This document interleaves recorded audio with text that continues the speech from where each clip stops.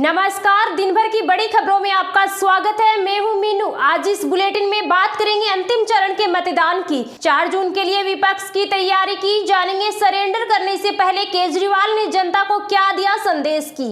मोदी के ध्यान से तेज हुई सियासत की बात करेंगे। चुनाव नतीजों से पहले कांग्रेस चीफ मल्लिकार्जुन खड़गे ने क्या किया दावा, और बुलेटिन के अंत में बात करेंगे जानलेवा साबित हो रही प्रचंड गर्मी की। लेकिन तमाम बड़ी खबरों से पहले एक नजर सुर्खियों पर। 45 घंटे का मौन व्रत और अन्न का एक दाना भी नहीं। पीएम इस तरह विवेकानंद रॉक मेमोरियल में लगा रहे ध्यान। मैं जेल जा रहा हूं, मेरे माता पिता का ख्याल रखना और उनके लिए दुआ करना। सरेंडर से पहले सीएम अरविंद केजरीवाल ने दिल्ली वासियों से की भावुक अपील। साथ ही कहा, दिल्ली के काम नहीं रुकने देंगे, जेल के अंदर से चलाएंगे सरकार। कर्नाटक सेक्स स्कैंडल के मुख्य आरोपी सांसद प्रज्वल रेवन्ना 35 दिन बाद जर्मनी से भारत लौटे। बेंगलुरु एयरपोर्ट पर ही एसआईटी ने किया अरेस्ट। कोर्ट ने रेवन्ना को 6 जून तक हिरासत में भेजा। दिल्ली एनसीआर में 2 दिन चलेगी धूल भरी आंधी। बारिश को लेकर भी आई गुड न्यूज। यूपी में अगले 5 दिन बूंदाबांदी की संभावना। मौसम विभाग ने जारी किया अलर्ट।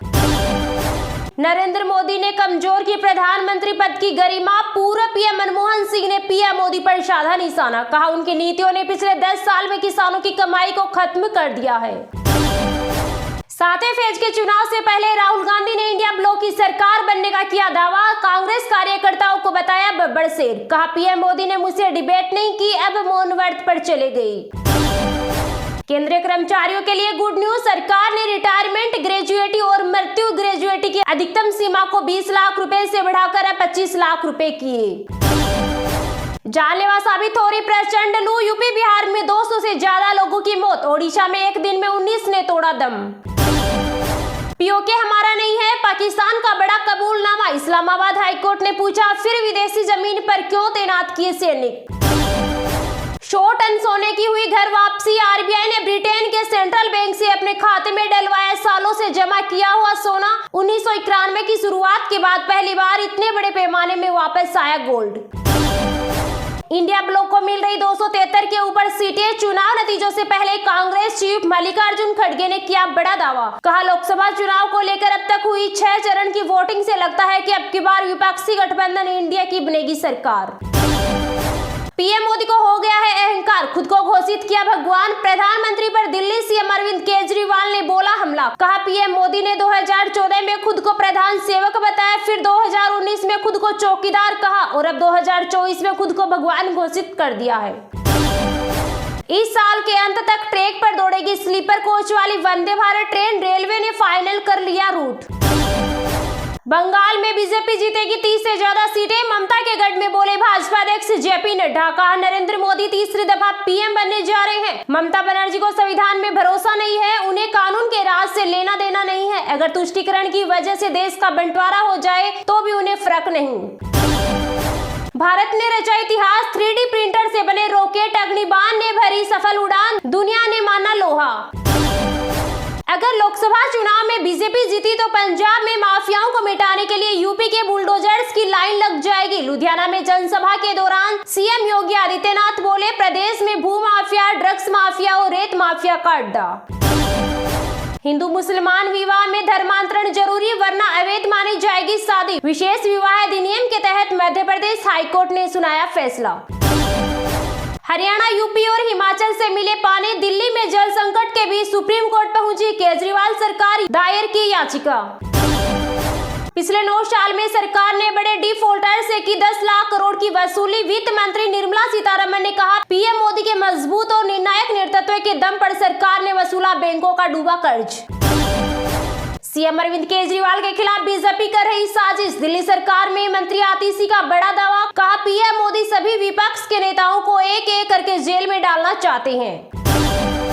रिलायंस और टाटा 2024 में दुनिया की सबसे प्रभावशाली कंपनियां। टाइम मैगजीन ने जारी की टॉप 100 कंपनियों की लिस्ट। इसमें सीरम इंस्टीट्यूट भी शामिल। करण भूषण के काफिले से हुए हादसे पर बोले ब्रजभूषण सिंह। कहा, दुर्घटना बेहद दुखद है, लेकिन इसकी जिम्मेदारी करण भूषण सिंह की नहीं है। इसकी जिम्मेदारी ड्राइवर लव कुश लेगा जो गाड़ी चला रहा था। आखिरी चरण की वोटिंग से पहले कांग्रेस का बड़ा एक्शन। संजय त्रिपाठी को पार्टी से 6 साल के लिए किया बाहर। तमिलनाडु के कन्याकुमारी स्थित विवेकानंद रॉक मेमोरियल में पर्यटकों की एंट्री से हटा बैन, पीएम मोदी के ध्यान के दौरान भी जा सकेंगे आम लोग। चुनाव के रिजल्ट से पहले अखिलेश यादव ने कार्यकर्ताओं को दिया खास संदेश। अपनी पोस्ट में उन्होंने सपा के कार्यकर्ताओं, पदाधिकारियों और प्रत्याशियों को सचेत रहने की अपील की। इनके साथ ही उन्होंने कहा कि एग्जिट पोल के आंकड़े झूठ है और इनके बहकाव में नहीं आना है। लोकसभा चुनाव के रिजल्ट से पहले केंद्रीय मंत्री ज्योतिरादित्य सिंधिया ने किया बड़ा दावा। कहा, नरेंद्र मोदी तीसरी बार बनेंगे प्रधानमंत्री और साल 2027 तक भारत दुनिया की तीसरी सबसे बड़ी आर्थिक शक्ति होगा। महाराष्ट्र कांग्रेस के वरिष्ठ नेता विजय वडेट्टीवार ने पीएम मोदी को लेकर किया विवादित बयान। कहा, उनका मौन परमानेंट हो जाए तो देश सुखी हो जाए और देश में आबादी आ जाएगी।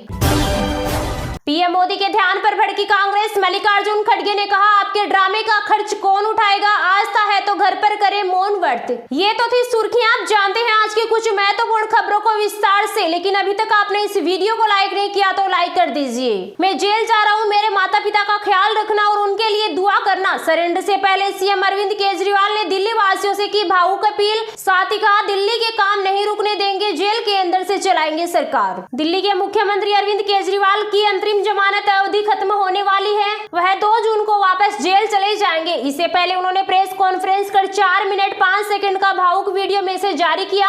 अपनी प्रेस कॉन्फ्रेंस में केजरीवाल ने सुप्रीम कोर्ट का धन्यवाद किया। इसके साथ ही उन्होंने दिल्ली के लोगों से भावुक अपील की। सीएम केजरीवाल ने कहा कि सुप्रीम कोर्ट ने मुझे चुनाव प्रचार के लिए 21 दिन की मोहलत दी थी। आज 21 दिन पूरे हो रहे हैं। कल मुझे सरेंडर करना है और मैं वापस तिहाड़ जेल चला जाऊंगा। उन्होंने कहा, मुझे नहीं पता कि ये लोग इस बार मुझे कब तक जेल में रखेंगे, लेकिन मेरे हौसले बुलंद हैं। देश को तानाशाही से बचाने के लिए जेल जा रहा हूं, इसका मुझे फक्र है। केजरीवाल ने कहा, हो सकता है कि इस बार वह मुझे और अधिक प्रताड़ित करेंगे, लेकिन मैं झुकूंगा नहीं। आप अपना ख्याल रखना, आप खुश रहेंगे तो आपका केजरीवाल भी खुश रहेगा। प्रेस कॉन्फ्रेंस में सीएम केजरीवाल ने कहा, उन्होंने मुझे कई तरह से तोड़ने की कोशिश की, झुकाने की कोशिश की, मुझे चुप कराने की कोशिश की, लेकिन ये सफल नहीं हुए। उन्होंने आगे कहा, जब मैं जेल में था तो मुझे कई तरह से प्रताड़ित किया, मेरी दवाइयां रोक दी। मैं 20 साल से डायबिटीज का मरीज हूँ। जेल में उन्होंने कई दिन तक इंसुलिन का इंजेक्शन बंद कर दिया। पता नहीं ये लोग क्या चाहते हैं। केजरीवाल ने दिल्ली के लोगों से कहा, मैं आपके बीच नहीं रहूंगा, लेकिन आपके सारे काम चलते रहेंगे। मोहल्ला क्लिनिक, फ्री दवाइयाँ, फ्री बिजली, महिलाओं के लिए फ्री बस यात्रा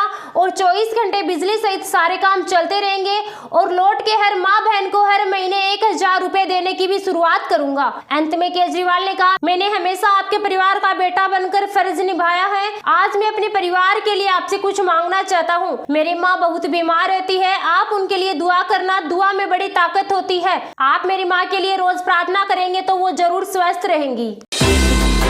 7वें फेज के चुनाव से पहले राहुल गांधी ने इंडिया ब्लॉक की सरकार बनने का किया दावा। कांग्रेस कार्यकर्ताओं को बताया बब्बर शेर। कहा, पीएम मोदी ने मुझसे डिबेट नहीं की, अब मौन व्रत पर चले गए। 7वें चरण के चुनाव से पहले कांग्रेस नेता राहुल गांधी ने इंडिया ब्लॉक की सरकार बनने का दावा किया है। राहुल ने कांग्रेस के कार्यकर्ताओं को बब्बर शेर बताया है और कहा है कि मैं विश्वास के साथ कहना चाहता हूं कि देश में इस बार के चुनाव में इंडिया गठबंधन की सरकार बनने जा रही है। साथ ही उन्होंने कहा कि कार्यकर्ता मतगणना के दिन पोलिंग बूथ पर आखिरी मिनट तक ईवीएम पर नजर बनाए रखें। वहीं राहुल ने एक बार फिर से प्रधानमंत्री नरेंद्र मोदी के डिबेट न करने पर भी निशाना साधा। उन्होंने कहा कि कई बड़े विद्वानों और नेताओं ने प्रधानमंत्री को मेरे साथ डिबेट करने के लिए कहा था, मगर वे डिबेट नहीं कर पाए। कांग्रेस नेता ने कहा, अब तो डिबेट पॉसिबल भी नहीं है क्योंकि प्रधानमंत्री मौन व्रत पर चले गए हैं। वहीं राहुल गांधी ने कहा कि मैं गठबंधन के सभी नेताओं और कार्यकर्ताओं को दिल से धन्यवाद देता हूं, जो देश के संविधान और संस्थाओं को बचाने के लिए बिना झुके खड़े हैं।